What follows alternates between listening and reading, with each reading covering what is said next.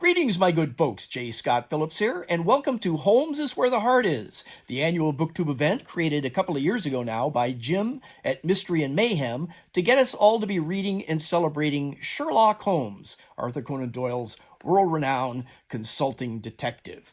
And today, we're bound for whimsy with a look at Asimov's Sherlockian Limericks, written by Isaac Asimov and first published by the Mysterious Press on January 6th, 1978. Now, I'm one of the co-hosts this year, my first year of co-hosting this event, and there are 4 prompts that you can read about Sherlock Holmes in any of these ways, or any combination. One being the canon. Those are the stories written by Arthur Conan Doyle himself about Sherlock Holmes. Then there is nonfiction, which would be anything like a biography of Arthur Conan Doyle, or essays or articles about Sherlock Holmes, or his world, the world that Holmes and Watson operated in, or anything else that might relate to Victorian times around the turn of the 20th century that would relate to Sherlock Holmes, things in that nature. Then there is pastiche fiction, which are stories about Sherlock Holmes written by authors other than Arthur Conan Doyle, and then a category that Jim is calling legacy. And those are, that's material that relates to other fictional detectives that are based in part or almost exclusively on Sherlock Holmes and or his methods of detection. And this particular book, Asimov's Sherlockian Limericks, I'm not sure which of these categories it might fit into, because it's based on canon, but not written by Doyle, so you can't count it as canon. But each limerick, what the book is, it's 60 limericks written by Asimov. Each limerick focuses on the story, any one of the 60 stories that Doyle wrote in the Holmes canon. So I don't think you can count it as canon, although securely founded in that. It's not nonfiction, because they're little limericks about the stories, following those story plot lines and things, characters and such. It's not pastiche, because it's clearly rooted in the actual stories and not stories written in a similar vein in any way. And it's not really legacy, because it's not another detective based on Sherlock Holmes. So I'm not really sure where it fits in, but it's about Sherlock Holmes, so it's got to fit in there somewhere. So that's what we're dealing with. Now, as I say, there are 60 limericks in this book, and there's no way that we can cover all 60 of those. So what I decided to do is to just look back on my own catalog of Sherlock Holmes videos that I've created over the last 3 years for this booktube event, and there have been 8 of them. I've been doing these videos for each story of the canon in order that they were written. And I've done 8 of those now so far. And so we'll just look at the first 8 limericks from Asimov's Sherlockian Limericks.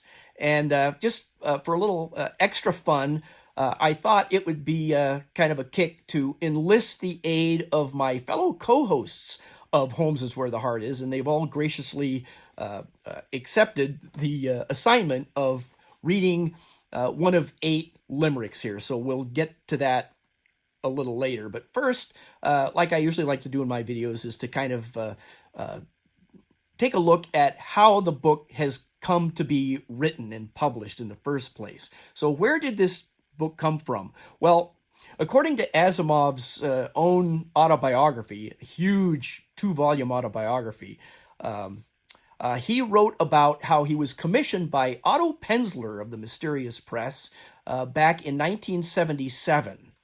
And according to Asimov, it all started with the Baker Street Irregulars. Now, not the ragtag group of street urchins that Doyle wrote about in the Holmes canon, but rather the elite society of Sherlock Holmes enthusiasts that was first put together in the early 1930s by Christopher Morley.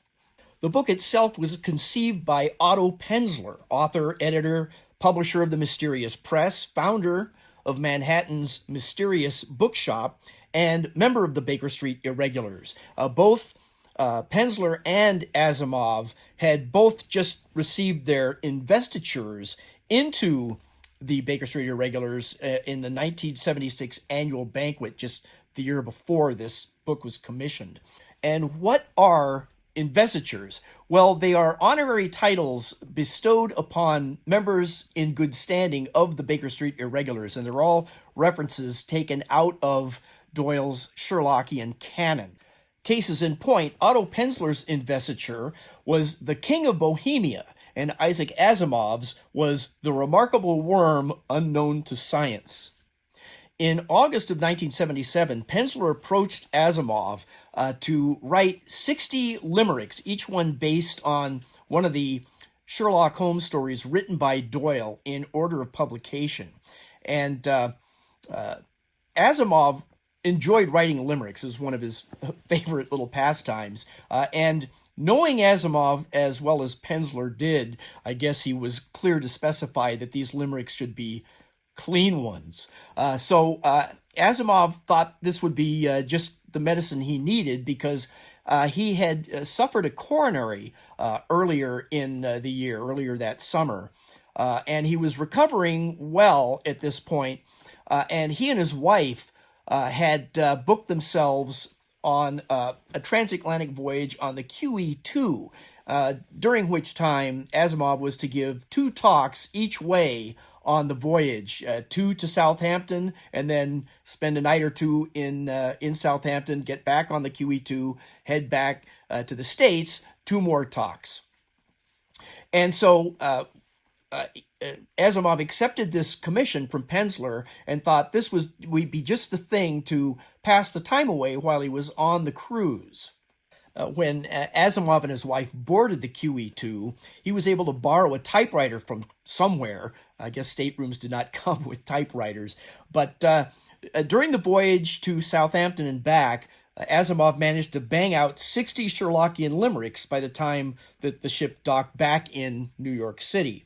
So when Asimov disembarked from the QE2, his manuscript was ready to be submitted to the Mysterious Press, and Otto Penzler accepted the manuscript, and Asimov told him that he wanted to title the book Poems for Holmes, and apparently Otto Penzler cringed at that title and decided to call it Asimov's Sherlockian Limericks.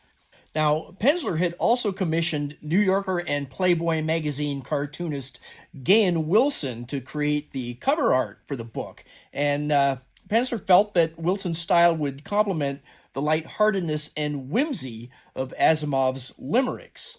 And I think that Wilson was a great choice because he was known for kind of macabre cartoonists, if you're familiar with Gahan Wilson at all. But he was also known for his bizarre and sometimes morbid Sherlock Holmes cartoons, and we'll take a look at some of those a little later. But to get back to that Baker Street Irregulars dinner, which was to celebrate Sherlock Holmes' 124th birthday, January 6th, 1978. According to Asimov's autobiography, the Limerick book was commissioned to be ready to be published in time for that banquet.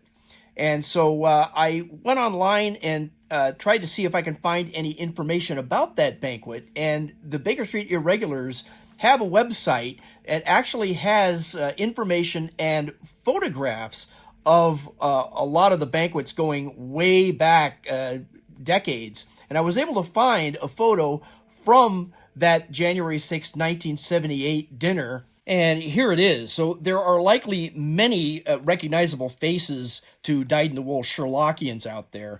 But if we squint really hard, we can see seated at the table way in the back and up to the right, Gahan Wilson, Otto Penzler, and Isaac Asimov enjoying their roast beef dinner. Now, when I first found this photo, I thought it would be fun to try to pick these people out if they were actually all there at the dinner. I wasn't even sure of that, but Isaac Asimov was easy to spot, even though he's way in the back and in a very small image in this photo, very recognizable. I did not know what Otto Penzler and Gahan Wilson looked like in those days. I've found many pictures of them in later years, but I took a guess. I just took what I thought was an educated guess. I put on my deerstalker and tried to see if I could figure it out, and focused primarily at the same table, figuring that if Asimov was there and if the other two were also there, they might be seated near each other. That was my assumption. I did scan the whole room for you guys mostly, but I did find two faces that to me I thought this is probably them. Now, I bought my own edition of Asimov's Sherlockian Limericks back in 1978 when I was in college.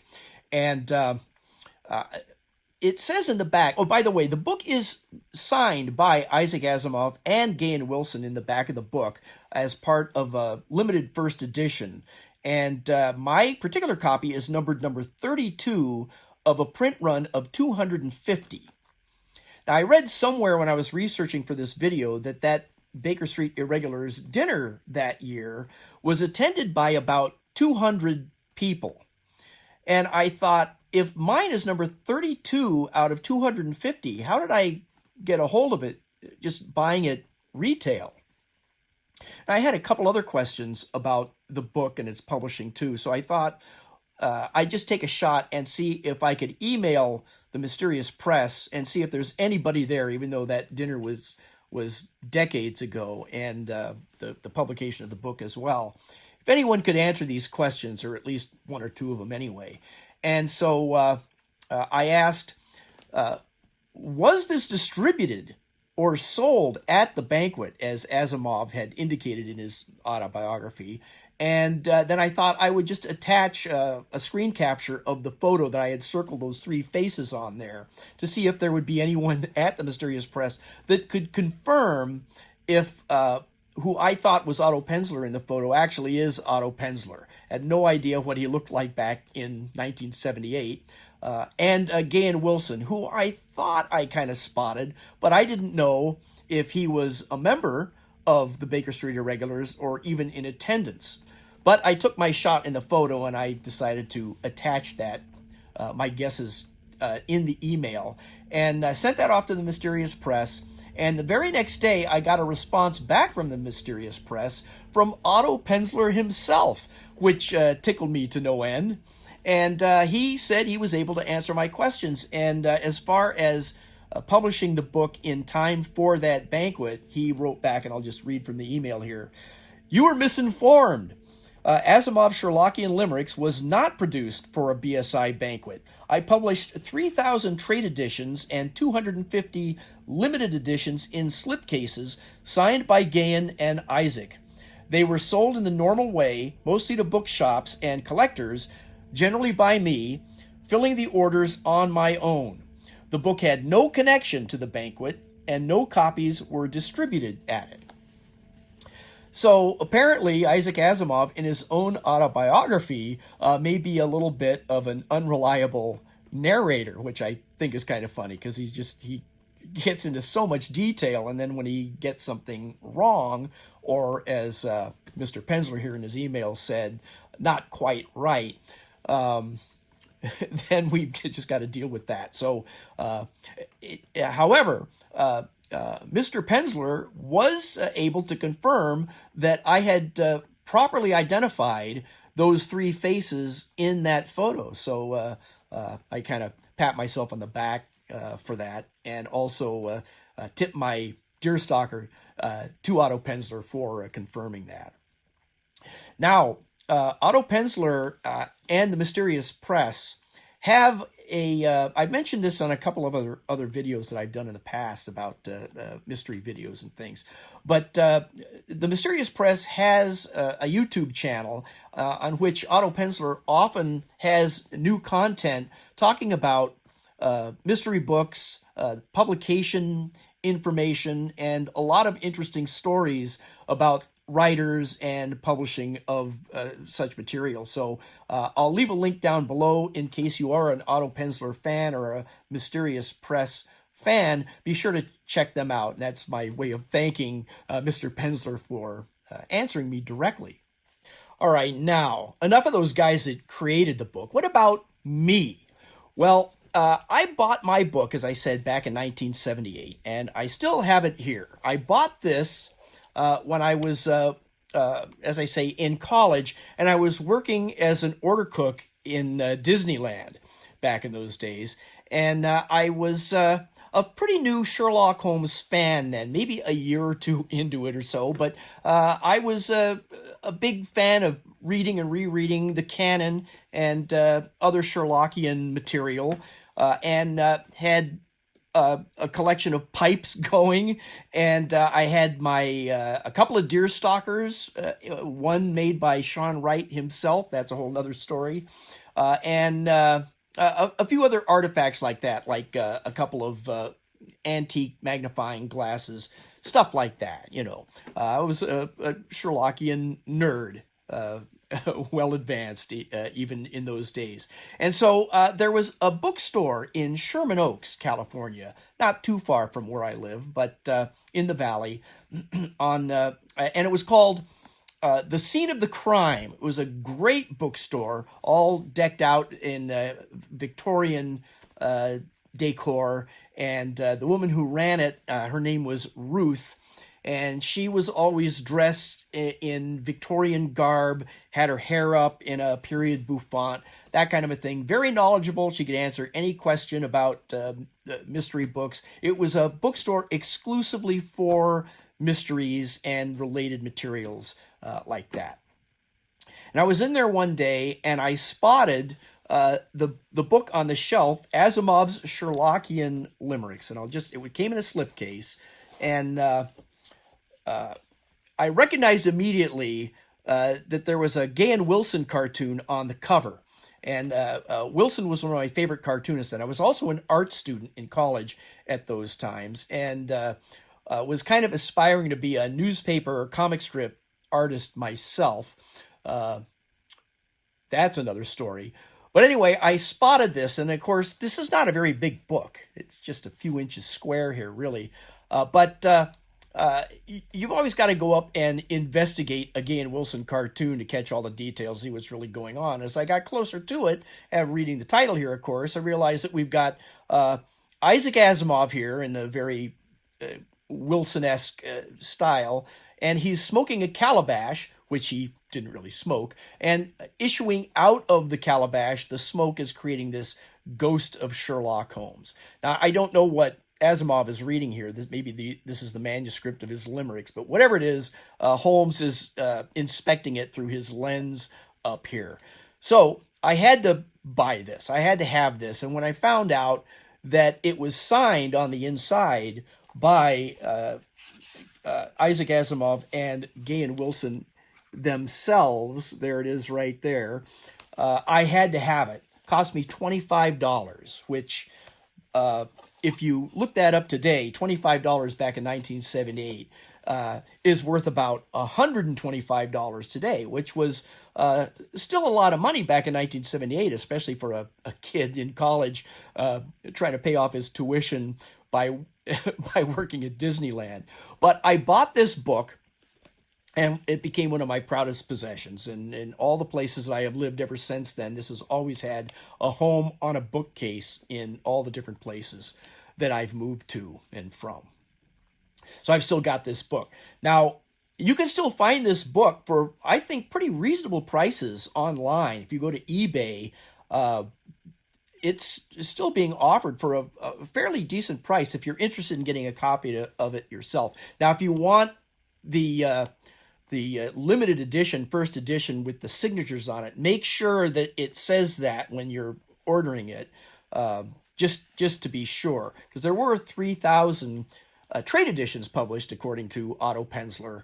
But if you want to be as cool as I am, then you want the signed edition. So make sure that if you're going to get one, because I know you've got a Sherlockian bookshelf. If you're watching this video here, you're going to want to have a book like this on there. Lots of fun. Now, without further reminiscences, let's get into the limericks themselves. And as I said, we're going to go through the first 8 in here to match the videos of the stories from the canon that I've already done.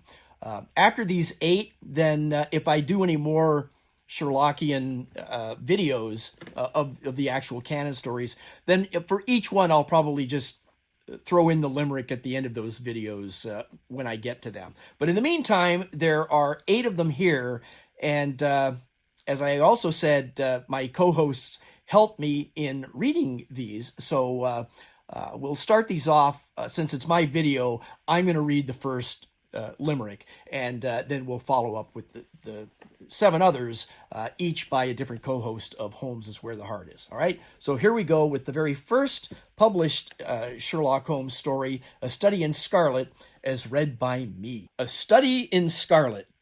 Meet the quick mind that restlessly combs through the smallest of clues as it roams from initial confusion to triumphant conclusion. My friends, here we have Sherlock Holmes. Now, there's really nothing in that limerick about the story of A Study in Scarlet at all, other than the one key point that is a great introduction to reading Sherlock Holmes in the first place, and a pretty good introduction to the Book of Limericks here, in that it's the first time the reader meets Sherlock Holmes for the first time in A Study in Scarlet. Now, the next story that was written was the novel The Sign of the Four, and here it is read by Jim Collins from Mystery and Mayhem, the creator of the event Holmes is Where the Heart Is. The Sign of the Four. Muttered Holmes, never mind cocaine's pleasure, let us seek out the famed Agra treasure. Answered Watson, no pearls, for myself only girls, and it's Mary that's made to my measure. So thanks, Jim, for that recitation. And also, I want to thank you again for inviting me to be a co-host this year for Holmes is Where the Heart Is. Having a lot of fun, especially with this particular video. Now, the next one is A Scandal in Bohemia. The limerick for that is read by one of the original co-hosts for Holmes is Where the Heart Is, my good friend Randy Ray. Now, he was an early friend of my channel, and as I was having a Voxer chat with him about how to record this video here, he wanted to make sure that I prominently mention his name in the description notes down below so that he could grow his subscriber list. And so I want to point that out. Go down and check that out if you do not subscribe to Randy Ray's channel already, and I'd be surprised if you're watching me that you haven't. But just to make sure, and just to thank Randy for his contribution here, that you do that. And so here goes A Scandal in Bohemia as read by Randy Ray, the literate Texan. The young playboyish king of Bohemia has a past that couldn't be seamier. But Holmes finds that Irene is the best that he's seen. Even his icy mind's a bit dreamier. Now, I want to thank Randy again for sending me his recording. And if that wasn't enough, Randy, of me making sure to ask my viewers to subscribe to your channel, I took the liberty here to write a limerick in honor of your channel myself, and my apologies to Isaac Asimov, anyone else who has ever written a limerick, and also to you, Randy. But here we go. Randy's channel has always related a message that cannot be overrated. For the literate Texan, he is always a fixin' to stay not only sexy, but hydrated.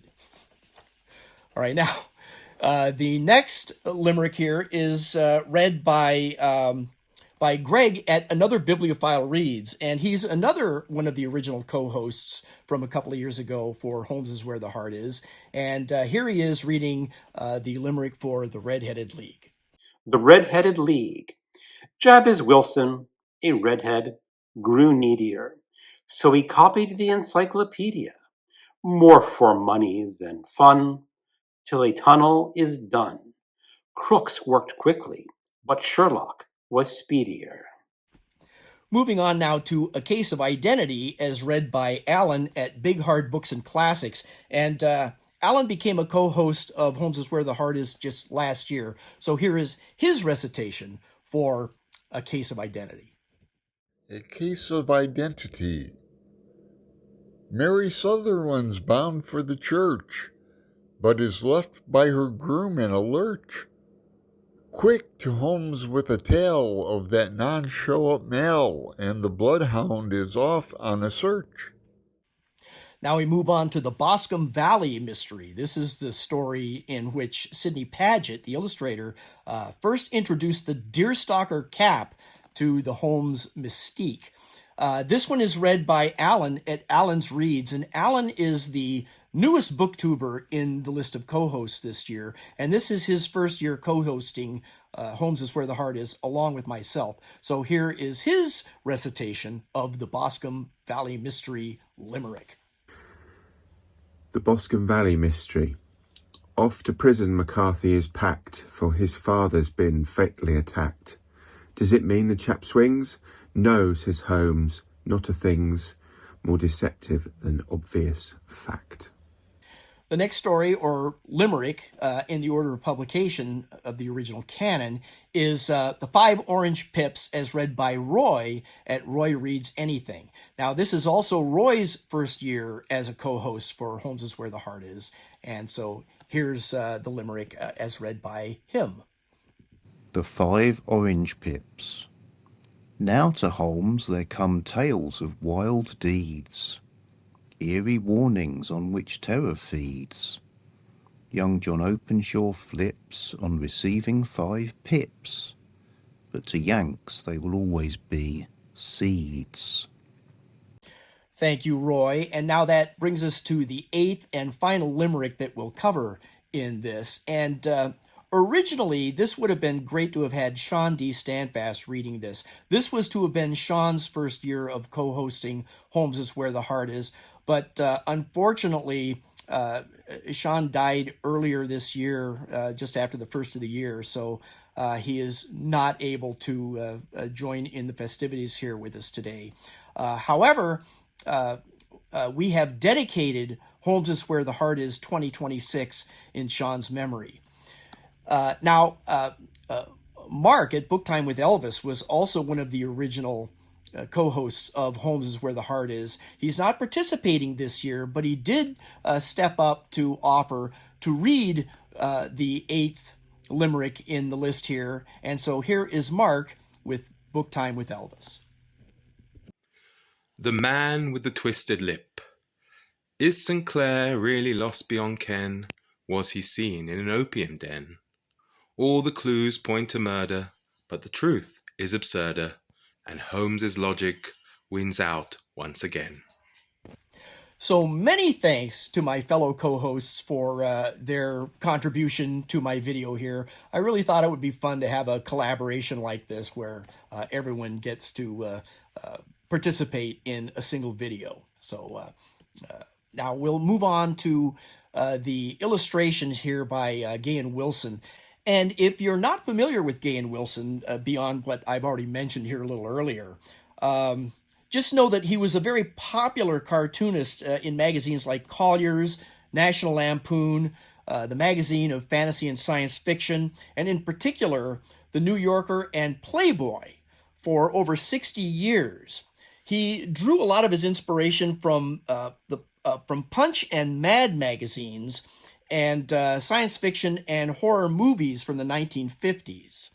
When he was starting out, his subject matter, which was rather macabre and sometimes gruesome, not considered appropriate for a lot of publications back in those days, but once he got going, he was pretty much unstoppable, very popular.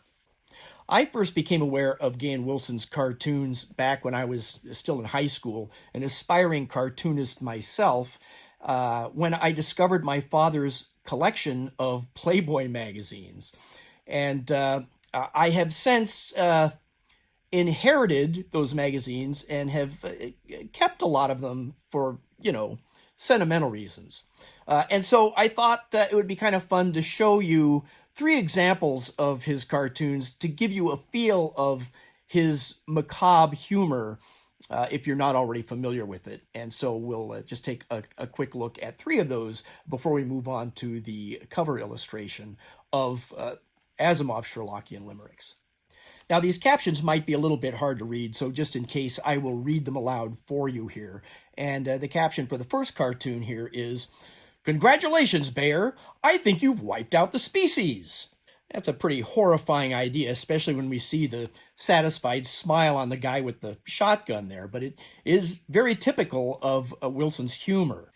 Does it matter that the scene here takes place in the snow for any reason? Is it a clue maybe to some endangered species that's just been rendered extinct? I don't think so. I think it's probably just Wilson's use of white space here that would best contrast with the spattering of blood everywhere. Also typical of Wilson's style and sense of humor. Now, even though these cartoons appeared in Playboy, Wilson's cartoons were never sexual in nature. They were more based on the irony of horror and the humor that could generate. So unlike the other cartoons in the magazine, they were, I won't say tame, but they were just not explicitly provocative in that other way. Now, they often reminded me of the same kind of subject matter that Charles Addams cartoons from the New Yorker had, his Addams Family cartoons, very similar, except that Wilson did not employ his own running characters. But now let's take a look at a second cartoon here, the second of 3, by the way. Caption reads, "Now that you've come of age, son, I think it's time your old dad let you in on our little family curse." A nice nod, I think, to a very familiar theme in a lot of horror stories. And again, this subject matter, I think, could easily be found in the world of Charles Addams, but of course, Wilson's own grotesque and whimsical style here is what we're after. This is also a good example of the type of detail that Wilson often gave us in his cartoons. And here we see portraits of family forebears hanging on the wall, making it even more obvious that the family curse couldn't really been much of a secret in this particular case. But it's details like that Wilson often gave us that made it fun to explore the cartoon and just spend more time with it. Now we'll move on to the third and last example of probably what most people consider typical Wilson cartoons, non-Sherlockian in nature. And here the caption reads, "Is pleased to announce a complete and devastating victory over the enemy. This is a recording. The government is pleased." This cartoon was from 1971, so it was at the height of the Cold War, and this kind of concern was very familiar to the audience of its day. Back then, "This is a recording" was also very familiar in broadcasting and telephone messages, those kinds of things, to let us know that we aren't listening to a live person. And so, see, the cartoon is funny because we are led to believe that all human life has been wiped out of existence, and the message will just repeat forever for absolutely no one's benefit. Typical government thinking. And that brings us then to the cover of Asimov's Sherlockian Limericks. Now, once you slide the book out of its blank slipcase, we see this. This is the cover that attracted me to the book at the scene of the crime back in my college days here. And I recognize it immediately as Gahan Wilson art, but of course, you've got to get up close to look at it, inspect it closely to get the gag. And the book itself isn't very big anyway, so you really got to get right on top of it here. So, of course, as mentioned before, we see a very Gahan-esque Isaac Asimov smoking a calabash pipe, which again, Asimov did not smoke a calabash pipe or really anything. And out of that bowl, we see the apparition of Sherlock Holmes billowing outwards and looking at whatever the papers are that Asimov is holding. And unfortunately, that's really it. I was disappointed. I remember being disappointed when I first bought the book that there weren't more Gahan Wilson cartoons throughout the book. I kind of expected that would be the case. At least a few of the limericks might have been illustrated based on the content of the limerick or the story itself. But no, we didn't get that. We did, however, get the frontispiece, but it was just a reprint, again, of the same artwork on the cover on the inside. But as you can see on the title page, there's the Mysterious Press logo, and that was my introduction to the now acclaimed publisher of mystery and related literature, the Mysterious Press. And then in the back of the book, we get the page that I held up a little earlier here with the actual signatures of Asimov and Wilson, along with a note on the publication of the limited first edition. And then on the left of the spread here, we have further evidence to back up Otto Penzler's statement that the book was not published in December 1977, as Asimov would have us believe. Asimov was counting this as the 10th book published in 1977 that he had written. And it clearly says here that it was published on January 6th, 1978. However, that was the actual date of that Baker Street Irregular banquet dinner. So therein may lie the confusion. But getting back to Gahan Wilson here, and to appease your own possible disappointment at the lack of Wilson's Sherlockian artwork in this particular book here, the good news is that he did create a lot of Sherlock Holmes cartoons over the years. So we'll just round out this video with looking at some of those. And the cool thing is that it was often a combination of our familiarity with Sherlock Holmes as a character with Wilson's own macabre sense of humor. So let's just take a look at a few of those and then we'll wrap things up. And again, just to read the captions aloud for you. Would you care to step out of the shop and see how it looks in the fog, Mr. Holmes? Now, this one is not macabre at all, but it does play on our familiarity with the Holmes persona and his inevitable deerstalker in Inverness, which, of course, was never described by Doyle in any of the canonical stories, but has become synonymous with the depiction of the character. We see a little of Wilson's attention to detail here in that Holmes has set his pipe down in the ashtray off to the side while he is donning his improbable costume. Now, these next couple are kind of fun because they were not intended for publication. They were drawn specifically for a Jerry Margolin, who was a Sherlockian collector of some renown and personal friend of Gahan Wilson's. And so we have this cartoon with the caption, "Amazing, Margolin, how your tender care has gentled the Hound of the Baskervilles." Wilson often drew custom cartoons for friends as gifts, but I believe Margolin himself actually commissioned this one from his friend Gahan Wilson. And Wilson drew Margolin into the cartoon sitting with Holmes at 221B Baker Street. And when Wilson presented the cartoon to him, Margolin asked him why did he depict him with a full beard since he only had a goatee. And Wilson replied, "I thought you could use the extra." And just for reference, I put a photo of Jerry Margolin on the right side of the screen here. Now, Margolin was also a Baker Street irregular, and his investiture was Hilton Cubit, a reference, I think, to The Adventure of the Dancing Men. And it's hard to make out in this photo here, but it looks like this was taken at a gathering of the Baker Street irregulars, because we can barely make out that his investiture is written at the bottom of the name tag there. And as I say, I believe that was commissioned by Jerry Margolin from his friend Gahan Wilson. But this next one, also to Jerry Margolin, was drawn as a gift, as a Christmas card to Margolin. And we see Sherlock Holmes as being given a Christmas gift, and the caption reads, if you can even really call this a caption, "Great heavens, Holmes, can't you just open them and be surprised like everyone else?" And we do not see Margolin again in this particular cartoon. Not sure who that is. I guess it's supposed to be Watson, although it seems like an odd depiction of Watson to me, at least. But anyway, it's still a great example of the types of personalized cards that Wilson would sketch up for his friends. Now, I realize I just said a minute ago that Wilson did not use recurring characters, and here I am showing a bunch of Sherlock Holmes cartoons that he did. But what I meant by that was the recurring characters were not of Wilson's own creation, like Charles Addams created the characters that we came to know as the Addams Family, they used over and over again.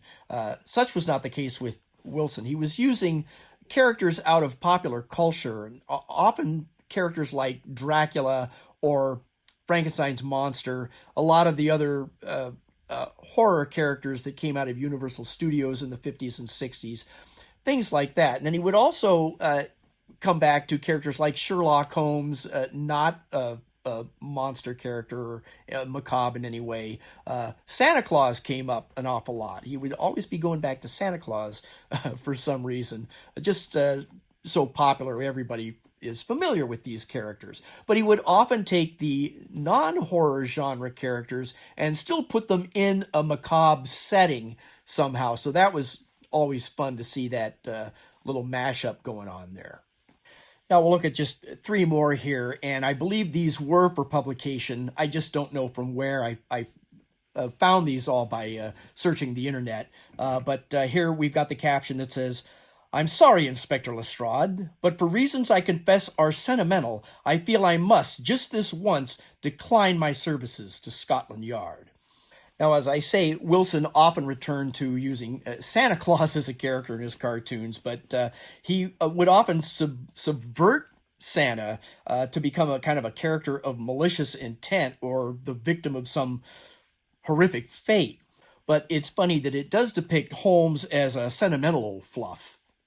Now, the next one here is almost a sequel to the one we just looked at here. We've got Santa Claus back again with the caption, "It's a case I wish I'd never solved, Watson."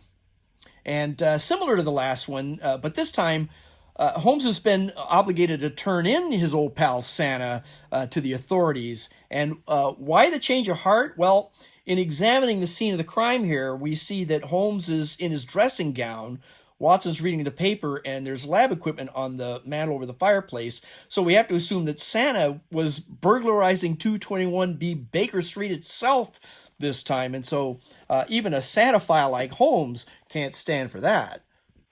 And then finally, we have this one with the caption, "My congratulations, Professor Moriarty, on a diabolically clever scheme." This time, it's the Napoleon of crime himself that has disguised himself as Old Saint Nick, but of course Holmes was on his trail. Now, why were so many of Wilson's Sherlock Holmes cartoons based around Christmas and Santa Claus? I have no idea. Could it be that the Victorians embraced not only the lore and legend of Sherlock Holmes, but also Dickensian Christmas things and stuff like that? I really have no idea. Maybe you've got an idea. If you do, let me know down in the comments down below. There you have it, folks. So this one was a lot of fun to put together. I know I say that about all the Sherlock Holmes videos being fun to do, but this one in particular was quite a bit of fun, mostly because of the involvement of my co-hosts. And I want to thank again each and every one of my co-hosts. I will leave links to all of their channels in the description notes down below.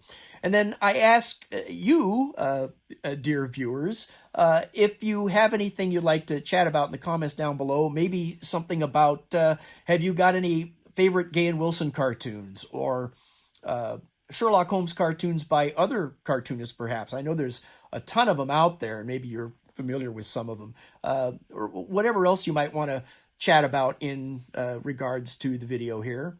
And so we'll just wrap things up here, and I will say that until we get a chance to chat again, thanks for watching.